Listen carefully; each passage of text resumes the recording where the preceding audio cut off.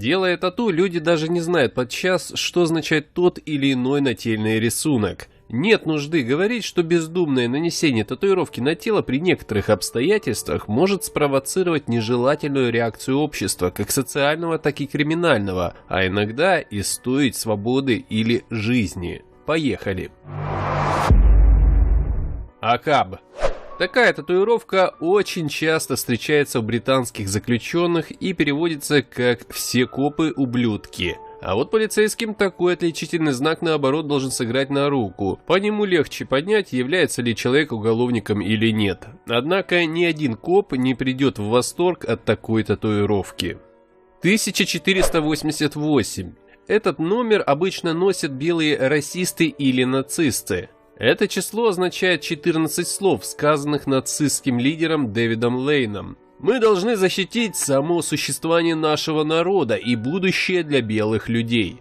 88 – сокращенное обозначение 8-й буквы алфавита, повторяющейся дважды – HH, что расшифровывается как «Хайль Гитлер». Татуировку набивают на лобовой части тела.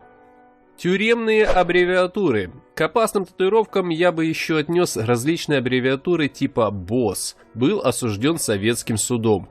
Кот – коренной обитатель тюрьмы. Барс – бей актив, режь сук. Лорд – легавым отомстят родные дети. Зло – за все легавым отомщу. И такого прочего. За такие наколки надо отвечать. Роза с шипами. Это татуировка лесбиянки. Роза, опутанная колючей проволокой, лагерная кобла, то есть женщина, удовлетворяющая сексуальные потребности зечек в женских колониях. Наносится на бедро. Девушкам нужно быть предельно осторожными при выборе розы для тату.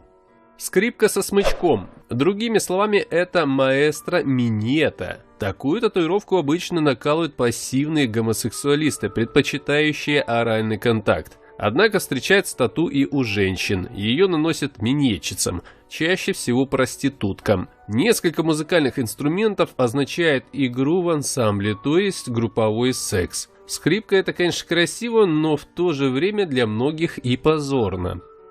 Русалка на якоре. Обычно выкалывалась у моряков, но в уголовном мире ее делают у отбывающих наказание за изнасилование или развратные действия. Редко встречается у пассивных гомосексуалистов, наносится на спину и грудь.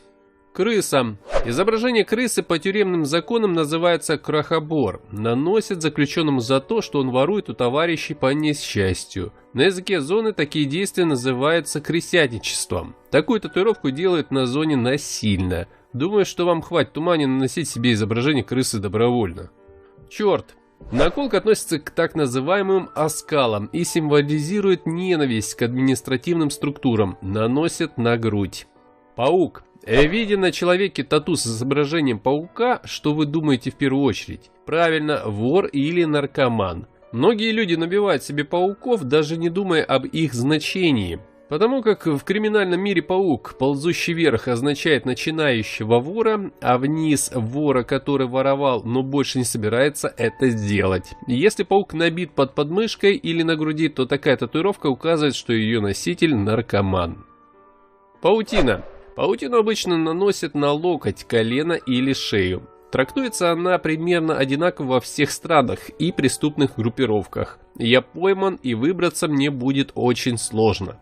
Например, паутину колят люди, попавшие в тюрьму, и каждый год отсидки добавляют по одному кольцу. Часто обычные граждане хотят наколоть себе паутину по незнайке, но большинство татуировщиков им отказывает, так как за такую татуировку спросят не только с ее носителя, но и с того, кто колол. Ну что ж, друзья, на этом все. Вот такой вот мир татуировок. Пишите в комментариях, есть ли у вас татуировка и какая.